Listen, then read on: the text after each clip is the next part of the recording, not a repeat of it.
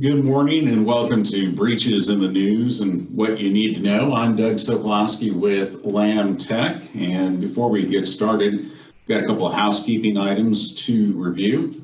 Everyone is muted so there's no background noise. We do have a Q&A window that's available for use for any questions or comments that you may have. In addition to introducing our guests, also serve as a moderator. Our Lam Tech marketing manager, Courtney Hicks, and our general manager, George Love, are also going to be joining us in the background. There'll be time available after the webinar to ask questions. We'll either answer them during the webinar or set up a time to answer your specific questions. We do not have a poll this morning, but we'd like to see your questions or thoughts. Contact information will also be provided at the end of the webinar for you to get in touch with us here at Lam Tech. Now, without further housekeeping items, we'll get officially started. Again, I'm Doug Sokolowski with Lam Tech. We welcome you and thank you for your time in today's webinar. I'll give you a brief overview of some of our services. As you can see on our screen, some of the things that we do is we help maintain your security, help desk support, also consulting and data recovery and backup services. Now today we're going to be discussing about breaches in the news and what you need to know. Lam Tech will discuss how layered approach assists with your overall security. One of the most important layers, of course, is great backup, which we're going to be talking about today, and brings us to our guest speaker. Today we'll be hearing from our Senior Channel Development Manager of Datto, Michael DePalma, who has been a Lam Tech partner since 2010. So without further ado, we'll hand things over to Michael and welcome him today. Good morning, Michael. How are you today? I am very well. How are you? Doing good as well, and ready to learn. We know that there's been a lot of things in the news to cover today, and you've got a couple of them, right? Oh yeah, we could spend a week talking about everything that's in the news. And you know, my team, we have a Slack channel where we update whenever we see an interesting story. And preparing for this, I went through it, and I only made it about 5 days in advance because there's so many stories. So, you know, I think it's interesting stuff. And, you know, we were talking beforehand, you guys have a great blog with some great, not only stories that are in the news and kind of breaking them down, but also, you know, showing some ways that you can protect yourself and be resilient, which is kind of the buzzword of the day. So I know you guys do a great job of that.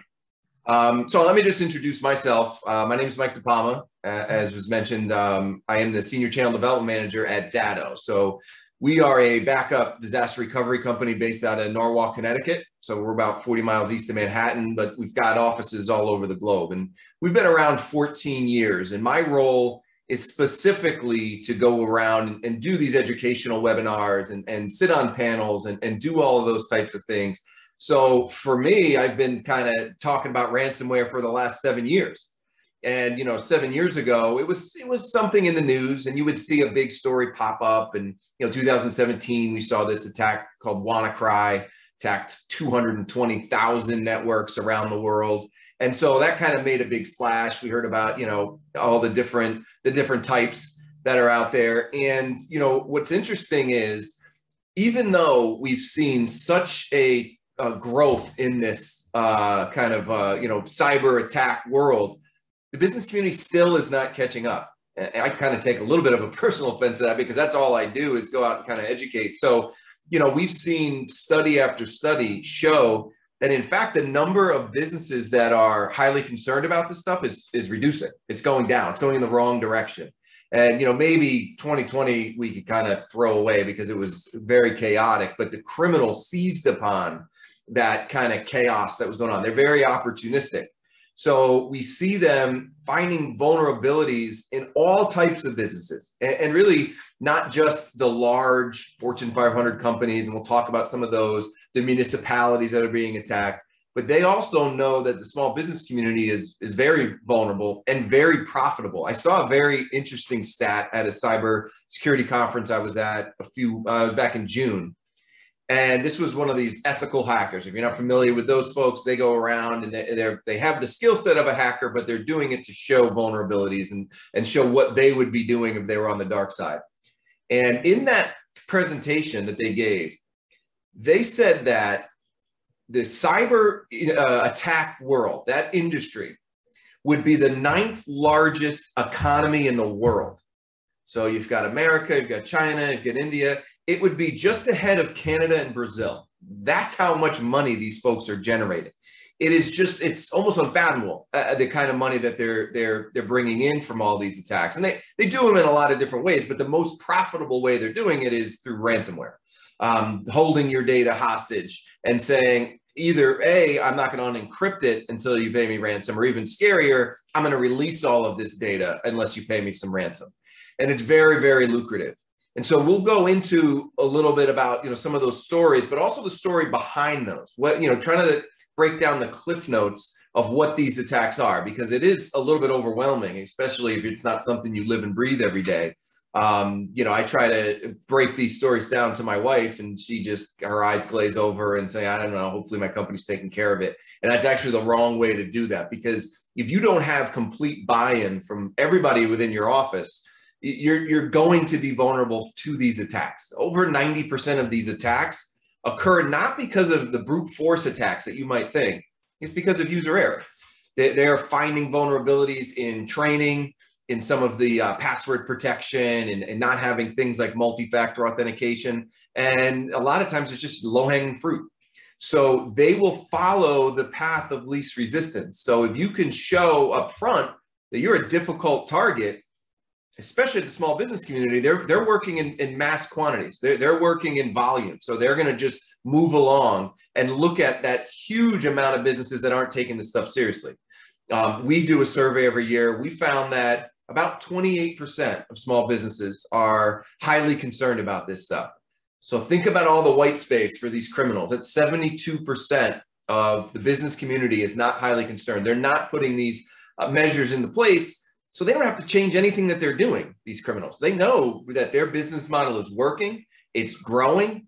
I mean, if they were a publicly traded company, I would be investing in it because they are growing exponentially. And, there's very little that law enforcement's able to do. There's very little that the governments around the world are able to do. So they are actually relying on you folks to step in and put those measures in. And they're doing a lot of training in that regard.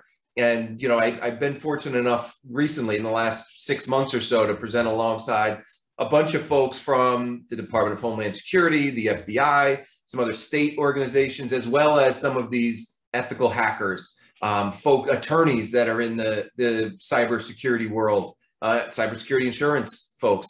All of these guys have really good stories to tell, and they all come at it at a different kind of angle. And I think one of the best ways for you to get a lot of knowledge is to look at what's happening in the cyber insurance space and because they've got real data. And the problem with that is, and I started out my career, I actually sold life insurance, and life insurance, it's the underwriting process is pretty straightforward. They've got actuary tables. They know it fit this format. Here's what your premium is, right? With the cyberspace, it is much more difficult because it's ever evolving. It's very difficult to see, to really quantify what makes a company secure or not secure. And they're trying to put those into place, but they are actually, I have a panel discussion next week with somebody out of Pennsylvania. And during our kind of prep call, they said that they're actually dropping a lot of their insurance policyholders as they're doing annual reviews because they are finding these vulnerabilities, and they're starting to look at these companies as the smoker and non-smoker, right? If it becomes too much of a risk, they're just going to drop you. And actually, the cyber insurance industry as a whole lost money last year. So they are going to start to put things into place to be more conservative about what they cover, who they cover. And so all of these things are extremely important as you're putting together whatever you want to call it, an incident response plan, a business continuity plan. They're going to want to see that. And they're going to want to see not only that the technology is there, but also that the training is there and that you're doing testing on these things. And that's extremely critical. They've got data that a lot of other folks don't have because a lot of these attacks don't get reported. The small business does not want to be in the front page of their local paper saying that they got attacked.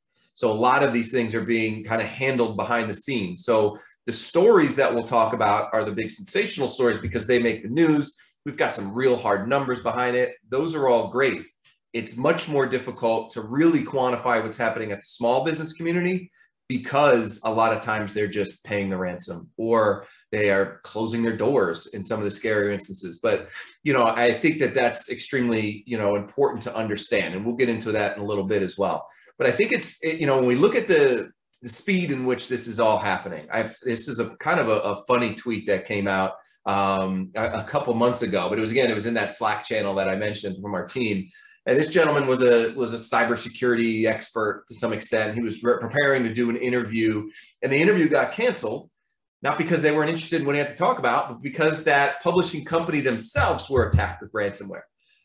So it shows you a couple different things that, this publishing company was interested in it, but still didn't have protection in place.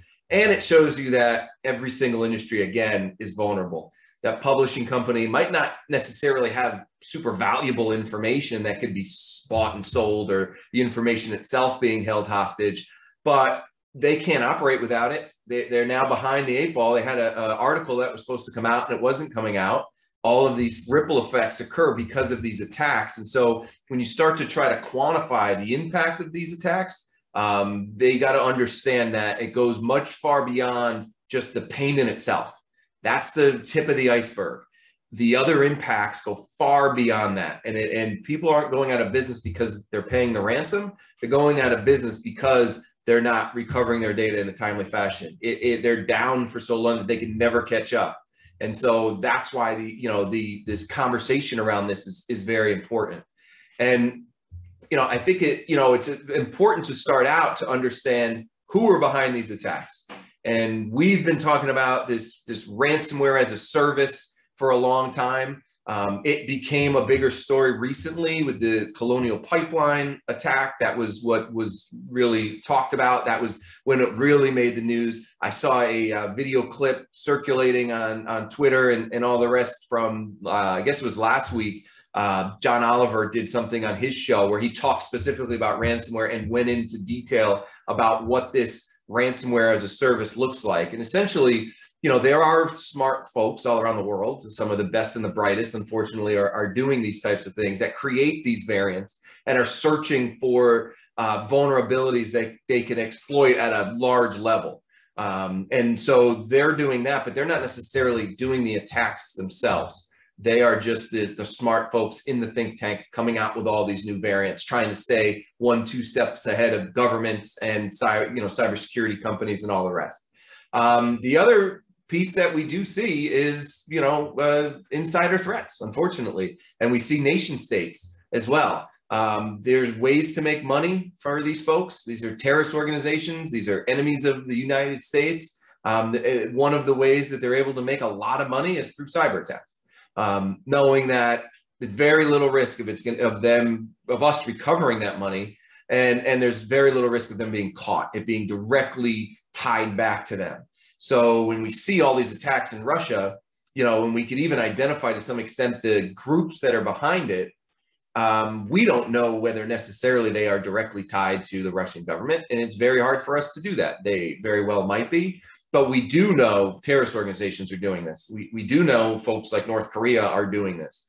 And the scary part of that is, yeah, they're making a ton of money doing this, but they also love the fact that they are disrupting our economy. They love the fact that they are putting a sense of fear into the business community that they can get in whenever they want. And the fear within the government as well, saying like, all right, we can sneak our way in, and what are you going to do about it? Kind of taunting us to some extent. So that's important. But, I mentioned insider threats. We're seeing that more and more. And it was to some extent one of those things where, it happened every once in a while, made up a small percentage, these malicious actors. A lot of times those folks, those insider threats, were looking at really strong proprietary data that they might be able to sell overseas. But it was a very small percentage. What we're seeing now, and maybe it is because people were worried over the last 18 months about where their next paycheck was coming from, or the fact that they're realizing that, hey, I could do this and they're not going to track it back to me. We are seeing an uptick in insider threats. We are seeing these ransomware developers, these groups, offering huge sums of money, 6-7 figures for these folks to go in, life-changing money that they could retire on if they do this. And they're teaching them, okay, we know there's a vulnerability in there.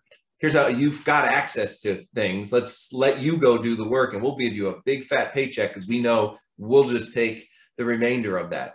So again, that goes into, and we'll kind of close out with what kind of measures you can take, but it does go into that incident response plan, starting with the education piece, starting with vetting the folks that have access to critical data. That should be done on a regular basis. I can tell you here at Datto, there are constant background checks being done on anyone on that security side, starting with our chief information security officer all the way down. They continue to have those background checks because obviously we've got a lot of critical data and access to a lot of critical data. So, these types of things are very important. And it goes back to if you've got a lot of critical data and you've got a very big insurance policy covering all of these things, they're going to want to see those types of things. Who has access to this and how do we know we can trust them? So a little bit scarier, and one of those things that's very difficult to combat, very difficult. So because you could have all these security measures in place, but if you have folks that have access to those things, your best employee could be tempted. You don't know what's going on behind the scenes. So important to note, because we are seeing an uptick in that. I first started hearing about it last year as I did some of these panels with folks in the law space, the attorney space, where they saw an uptick in it. And then, now the government is acknowledging it as well. And there's been recent articles out where they're offering $1 million or more to some folks that they think they can make a lot of money off of. So that's all very important. But let's talk about ransomware service, because globally, this is the biggest model. And a lot of the big attacks that you're seeing in the news really come from this type of model. And what that looks like, again, there's somebody who's extremely smart. They're coming up with these variants. They're doing all these searches to find vulnerability, pen testing and all the rest, trying to figure out where they can get in on a massive scale, whether it's a large organization or vulnerability to a supply chain provider that they can now make one attack and sprawl out into a lot of different places. So you have those folks up here. But what ransomware as a service, and the way you could think about it, is almost a franchisee program where they're just going to go on the dark web and sell it off. I can go and buy one of these ransomware viruses and become, my own little business. But there are also groups that are at a larger level that are set up as a corporate structure. And I would say that next layer is just your traditional sales guy. That's exactly what it is. There are places right now where there are folks sitting around the coffee pot having conversations about whatever they are, the Olympics and all the rest. And then they're going to be done with their break. They're going to finish their coffee. They're going to go sit down and they're going to try to hit a quota.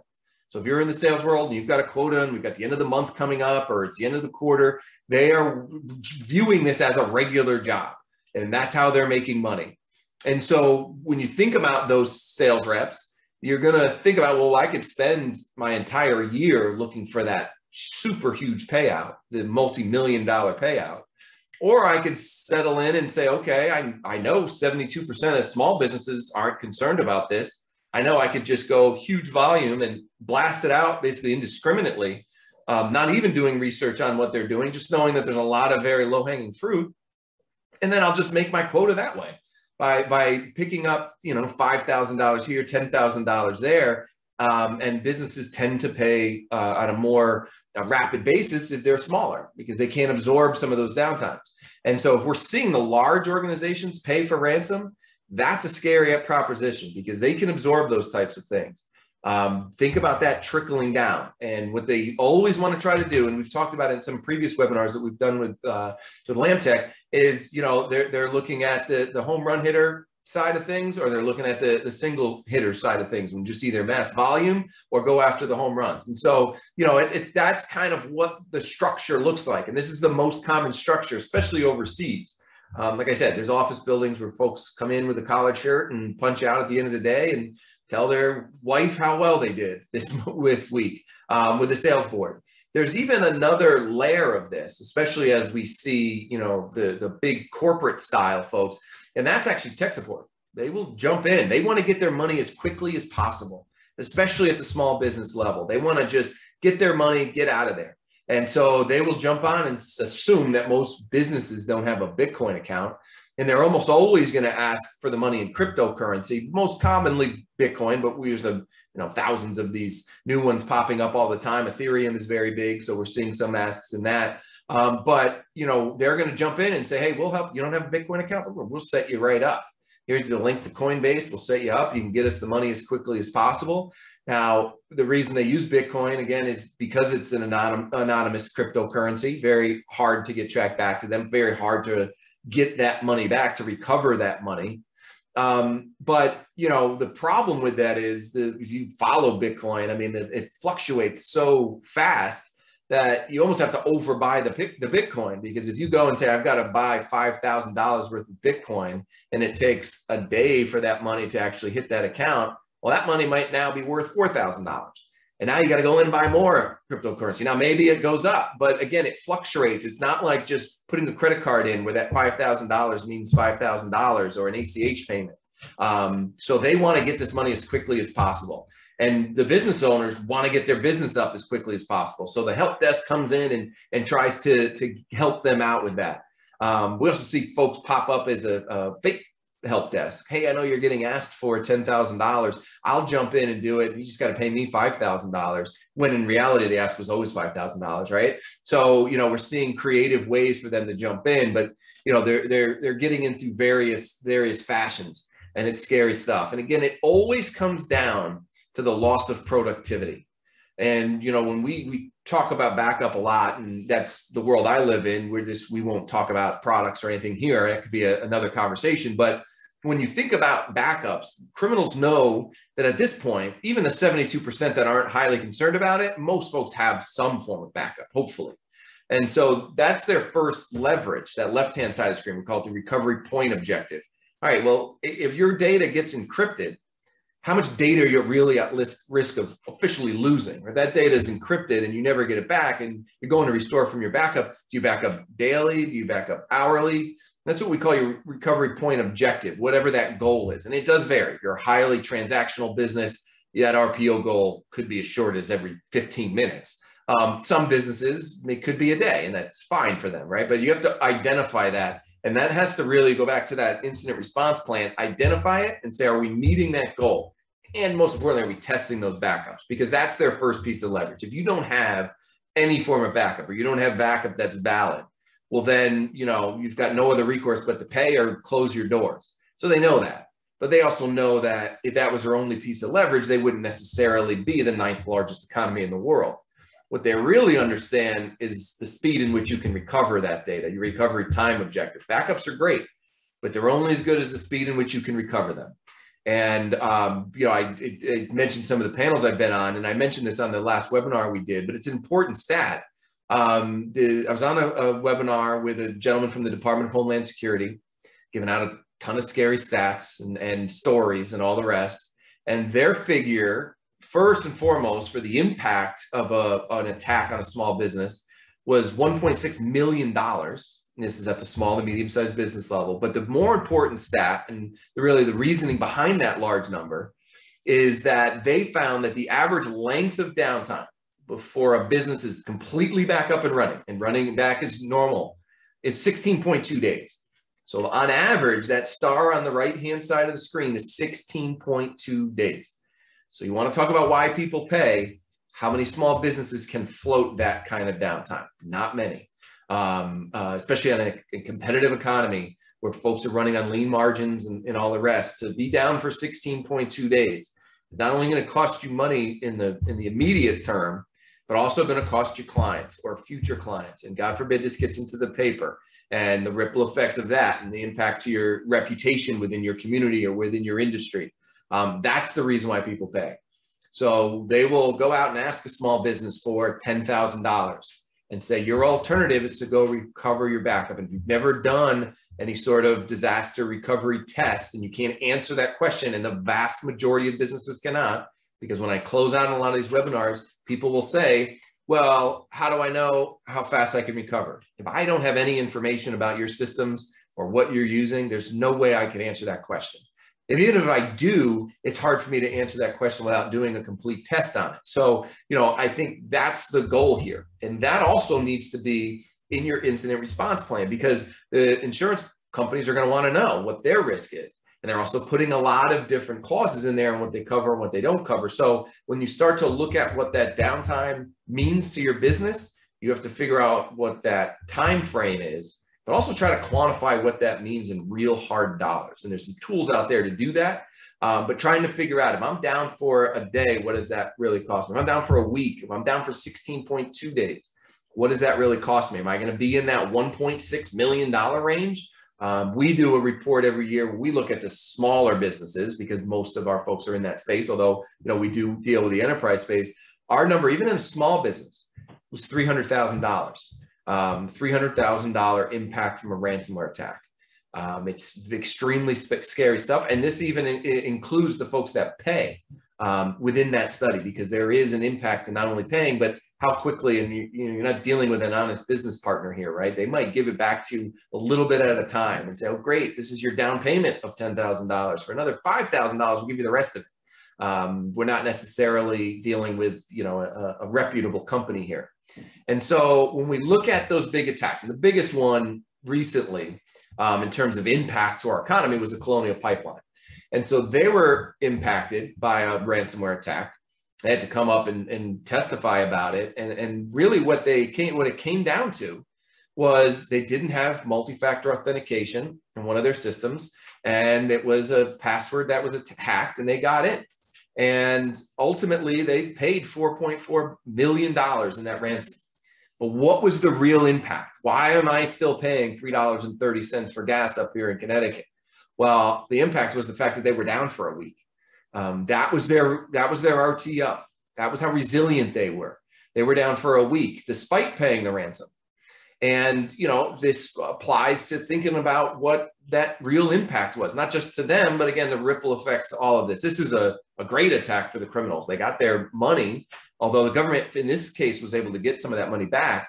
But, not only that, they had this impact of the economy. And more importantly, bam, it was splashed on every single website. You couldn't go anywhere without hearing about this pipeline attack. And so this is the hard dollars. This is the impact, that loss of productivity, and what that did down market to everyone, especially on the East Coast where we are. They supplied somewhere around 40% of the oil in our region here. So, that's where this attack occurs. And it was something simple. So when you think about these attacks, one of the problems that I see in the smaller business community and even into the mid-sized business community is the fact that here's the story that you see. And you might not be following this stuff. So this is what you know about ransomware. They're attacking these big companies. So the thought is, well, why are they going to attack me? Why are they going to spend any time attacking me? Well, because they don't have to spend a lot of time. There's a sales guy with a quota who knows that we could probably get in pretty easily, and you're probably going to pay pretty quickly. But there also is that throw your hands up in the air and say, hey, I saw that the US government was attacked. I saw that the pipeline was attacked. What chance do I have against these criminals? Well, I just told you it was actually a pretty simple fix that they could have done. And, I think multi-factor authentication is going to be the law of the land one day. We have with all of our systems, but even just for me to get access to anything, I've got to log in every morning, and then I get a little alert to my phone, and I click on, yes, it's me. I do a facial recognition, and I get access to my systems. Very simple stuff, but we talk about it. And you'll sit on a webinar like this and you'll be like, all right, I got to do this. And then you go and you log back into your email. You get 50 emails you got to respond to right away. And then a day passes, a week passes, a month passes, and you still haven't done it. Up here in Connecticut, I met with one of the school boards for one of the towns up here last year, and they were putting their budget together. And the guy's a friend of mine, so I was just kind of walking through some of those things. And they had in their budget multi-factor authentication. And it was no brainer. I couldn't believe they hadn't done it previously. And I talked to him back in November, and I said, well, how did that rollout go with all the chaos, remote learning and all the rest? He says, we still haven't implemented it. And I said, why have you not implemented it? And he said, well, we asked so much of the teachers to learn Google Classroom and all these types of things. So we just thought it was another thing. We just needed to get up and running. And again, it's the chaos of all those things. You could always make excuses why you didn't implement it, but they didn't. And think about all the additional critical data that now lives in all these school boards. We saw a huge uptick in attacks on school boards across the country. We saw a big one up here in Connecticut. City of Hartford was hit 2 days before the first day of school last year. And in Connecticut, we were all back full time into school. And so they didn't alert the public until the day of the first day of school. 5:30, an alert went out via text messages and emails. And a lot of families never saw that. And they dropped their kids off at the bus stop. Bus never came. They went to school. The doors were locked. And then they come to find out that the school couldn't open because their data had been encrypted through a ransomware attack. So, these criminals, it goes back to their opportunistic nature. They attacked the healthcare industry a lot last year because there's a lot of pressure on that. They attacked a lot of school boards because there was a lot of pressure on the school boards. And so understanding that is critical, that everybody's vulnerable here. A larger one in terms of the actual payment was a meatpacking company that actually distributed globally, one of the largest in the world. They were attacked. And again, the cost of them being down is astronomical. So they paid $14.2 million in ransom. And we don't have as many details about that attack as we do in some of the others. But again, a hacker out there went out for the big fish and got a $14.2 million payment. And the impact still went beyond that. For somebody like this that's highly transactional and has to get their trucks out on a minute by minute basis, and they do time it down to the minute because we've worked with some companies that do that. Every minute that they're down costs them money. Think about what that impact would be if they were down for 16.2 days. You'd be talking 7-8 figures of impact at a minimum. So this is the type of things that we're seeing out there. The largest one that we've seen, and it actually didn't get as much coverage as it probably should have, was an insurer that paid $40 million in ransomware. It's the largest that we know of. There could have been some that were paid behind the scenes.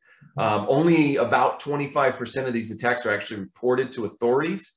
So again, it's a little harder when we start looking at the numbers of payments. A lot of it are estimates. But, ransomware attacked this insurance company. They felt that their only recourse was to pay that $40 million. So think about it as they are doing the math. And this is an insurance company. They understand risk. They understand all the rest. They came to the determination that the impact of them not paying was far in excess of $40 million, that their only real option was to pay this ransom. Because that's where we start to get into that math.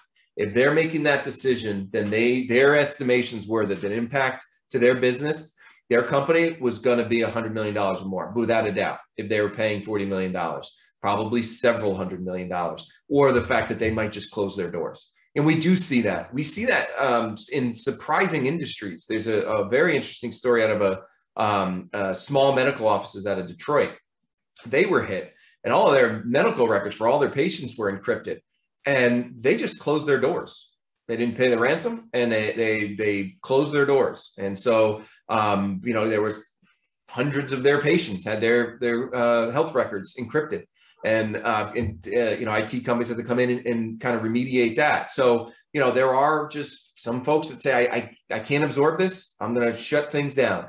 As we start to ramp up into hurricane season, we actually just saw one come up here in Connecticut, which is a rarity, but the criminals will go and they will go attack businesses as a hurricane's coming, knowing that everybody's just, where am I going to be safe? Where are we going to work from? If something impacts our business, these guys are awful people, and they will go and they will exploit that. And FEMA had a study last year, which was a crazy hurricane season, that said that about 40% of small businesses that were down for a week or more from one of these storms closed their doors within 12 months. They just never were able to recover. Now, that's talking about a natural disaster, but again, downtime is downtime.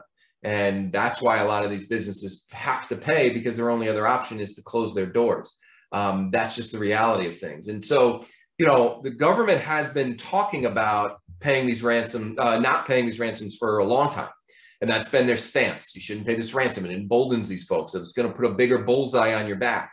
When FBI Director Wray was sitting on the floor of Congress getting grilled, he was very blunt. We got to make sure that the business community doesn't pay. He also was very blunt because he was being grilled about his, the attack on the government. He said, look, there's no way I can guarantee that an attack is not going to get through. or the attacks that are happening today or tomorrow. It's a constant struggle. So the real question is the cyber resiliency side of things. So they've been saying it publicly for a long time. The Treasury Department just about a year ago actually put out an official statement stating that by paying the ransom, you could be in violation of the law. Now, paying a ransom in and of itself is not illegal. Somebody came in and stole my dog, I can pay that and I would not be breaking the law. The reason why they're putting this verbiage in there goes back to one of those earlier slides. A lot of times the folks behind these attacks, they are organizations or nation states that are on our terrorist list. And so if you pay that ransom, you could inadvertently be breaking the law, clearly, by funding these folks. And while this statement doesn't have a ton of teeth, because again, it's very hard for us to track it, it clearly shows where the government's going. It's your responsibility. The government's not going to be able to protect you, so you better be able to protect yourself. And if you are attacked, we're taking the payment of ransom off the table. And so hopefully you survive, but we're going to come knocking on your door and we're going to figure out whether you broke any of our regulations. So it shows you the direction. It's now the burden is sitting on your shoulders because all of these regulations they're putting out, and believe me, I'm in Connecticut. I know a lot about regulations because we get regulated to death. They're not helping to catch these folks and they're not helping to stop them from getting in. So what they're doing is saying the only way we could win this fight is through the education of the small business community and leave it to you guys. And, you know, we're seeing attacks. I mentioned the attacks that just are encrypting your data, but the scarier piece, we've seen kind of go in two directions. We're seeing them holding the data hostage actually after they stole the data. They actually stole it, not just encrypted it, and dangle it out there and say, hey, you better pay me the ransom or we're going to release all of these things. Just this year alone, we know about 26 police departments that have been attacked. I mean, that's data that the police departments do not want out there. And more importantly, they can't access criminal data. That stuff is encrypted. So they're encrypting it.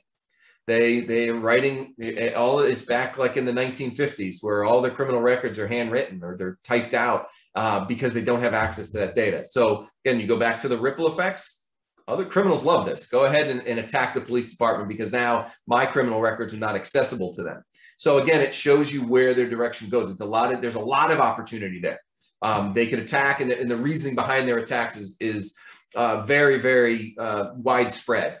When we look at the small business community and that kind of false sense of security, we do our study. 20% of SMBs have already fallen victim to some form of ransomware attack. I can remember a couple of years back doing a presentation on this to a group of lawyers. And in that room, I asked, you know, how many of you folks have been hit with ransomware, and some hands went up. Continued my presentation. Then there was a lunch that followed it. And I was sitting next to one of the gentlemen that raised his hand. I said, you know, I saw you raised your hand. You know, tell me a little bit about the attack. He said, we actually been attacked 3 times in the last 12 months.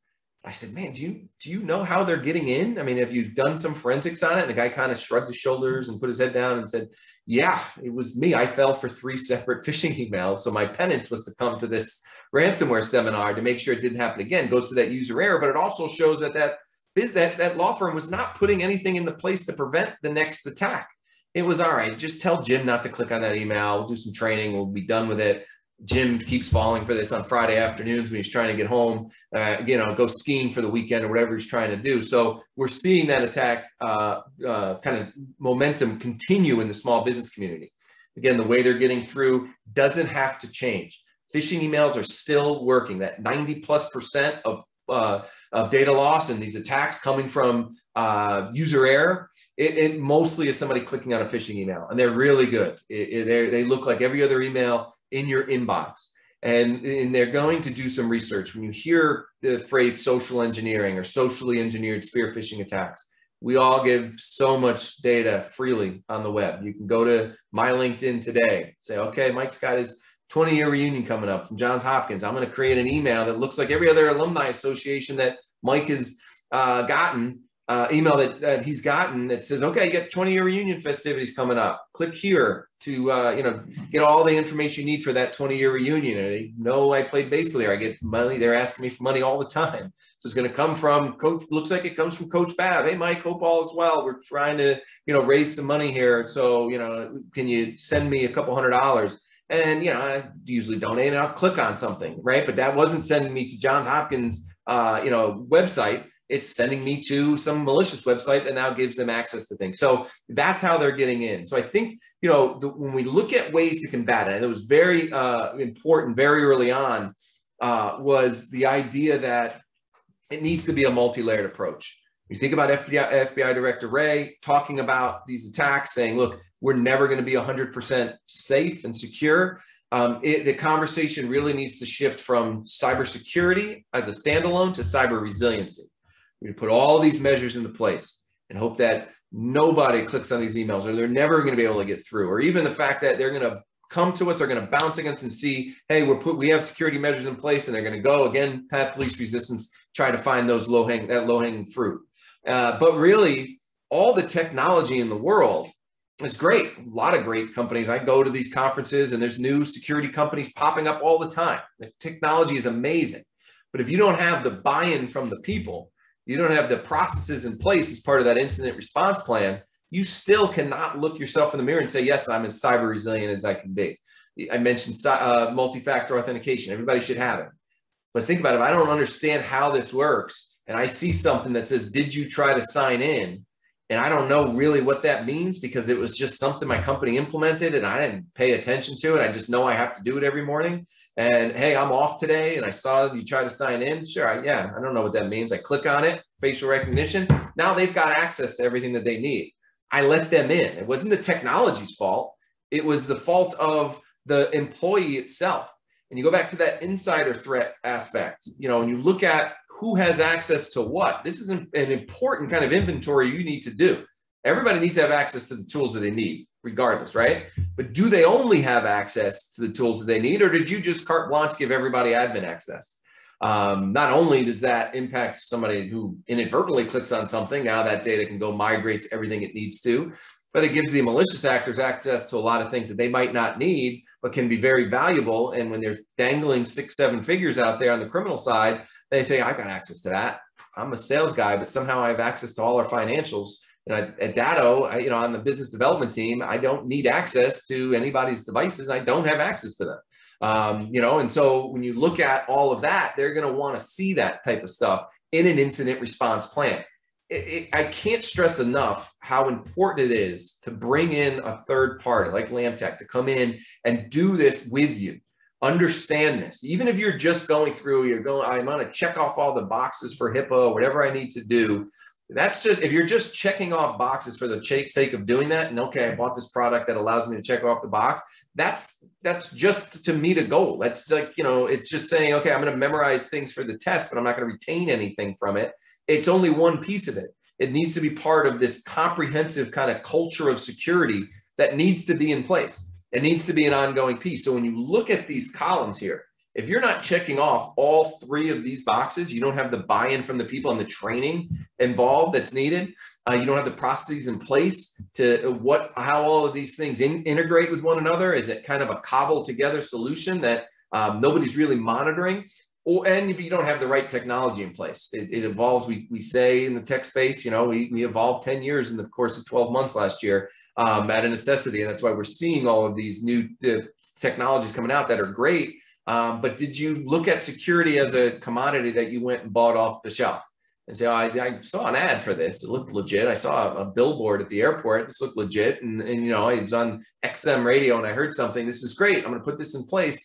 That's just one layer of that security. Does it integrate with anything else? And does everybody understand what that means, how that works, and where that fits into the overall plan? All of these things need to be addressed, undoubtedly. And so, with that, I know we're going to open up for questions. I also want to get some feedback from the folks from LambTech as well, because I know you guys have a great blog. I actually went and stole some of your stuff for this and some of the stories because, you guys have a lot of great content out there, which I think is very important. So, I'd love to hear any feedback from you guys or any questions from the audience. Hey, Mike, we did have a question. How much are the businesses' cyber liability insurance companies involved in like the recovery or payment process when they get hit by ransomware? Yeah, what we're seeing, they want to get involved early on because it's to their advantage to get you back up and running as quickly as possible. Because if you file a claim, depending on what your coverage looks like, one of those things could be the loss of productivity, which again is something that they're looking at kind of changing or adjusting. But they want to reduce their liability. So yeah, they want to come in, and that's why they want to be part of the process beforehand. It's not, they want to be part of the process beforehand, but they also want to step in and try to remediate that as quickly as possible. That's what I'm hearing from those agencies as I talk to them. Okay. And what we're seeing is quite a few of the people that are reevaluating their cyber liability insurance, getting the new forms. And these forms used to be 10 questions. So we talk about, checking off the boxes in 10 questions. Now it's 15. Now, depending on the revenue size of your small business or organization, especially if you're a nonprofit, that at certain levels, that 10, 15 questions now become 50. And then they're wanting clarification on things. Are you using multi-factor authentication? Are you training your employees? Is it more than just the annual security training that a lot of people do, or is it an ongoing basis? So we're seeing a lot more detail in those questionnaires, and each one of those questions, they're focusing on what service that you're going to be subscribing to, and that all goes back to how much are they going to charge you for that insurance? How much of a risk are you guys to have a claim? So they're whittling that down and increasing, passing that those costs, those payments that they've been paying, Colonial Pipeline and a lot of these other places that they're paying out. They're spreading that out now and trying to recollect those amounts. Yeah, I mean, do you guys do a lot of that? I mean, are you involved? I'm sure if you know about these processes. I mean, are you, for your clients, do you walk them through a lot of that stuff and make sure that those boxes can be checked honestly? Yep. So we go through, and whenever we get a form sent to us, we evaluate it, and then we take a look at what they're doing today, what things that need to change, and what's already been planned. They want to know what the plan is.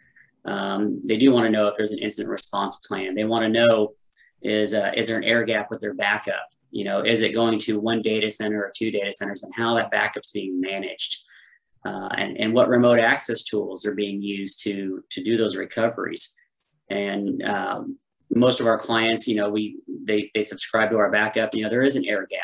We have a local backup, and then it goes off to one or two data centers, and so it creates that additional layer of protection. And for us, we have to have multi-factor authentication turned on for us to even log into those devices.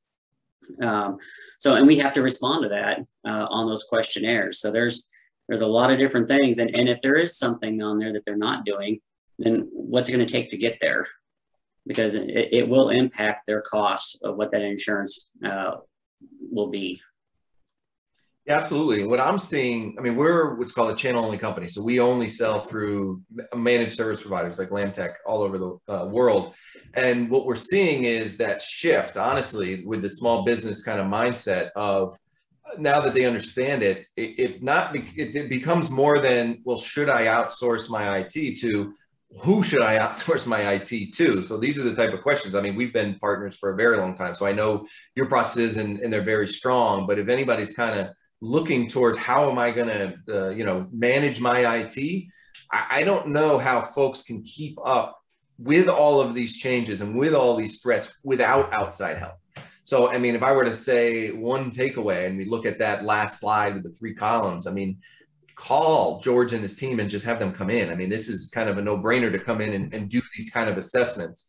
Maybe you're completely secure. That's great. Get a pat on the back and you could fill those out. But for the most part, I very rarely find somebody that doesn't have some gaps there that need to be addressed. Well, awesome. Mike, if you want to hand the hosting duties back to me, I will put up a slide to where anyone who's in attendance can give Doug or George a call if they have any questions. Yeah, so you should be able to share. Here we go. We'll get, there we go. So if you have any questions about anything that we talked about today that Mike presented, or you have questions pertaining to your particular agreement with LambTech, if you're a client, our account manager, Doug, is available, and our general manager, George Love. Their contact information should be on your screen. Doug, do you want to? take us away? Sure, Michael, we do appreciate your time again. Always great to partner with Datto and great to be partnering with you as long as we have been and then some. And like I said, we appreciate your time. We're talking about breaches in the news and what you need to know. If you're a current client and you want to see what you learned pertains to your agreement, also feel free to give us a call after the webinar. And if you're wanting to learn more about LandTech in general and our offerings, feel free to give me a call direct. Again, it's 660-851-7342, or go online to landtech.com or email us, as our email addresses are up there. So without further ado, Michael, we thank you for your time, and George and Courtney, thanks for facilitating, and thanks to everybody who joined us today. Thank you so much for having me. Have a great day. Thank you.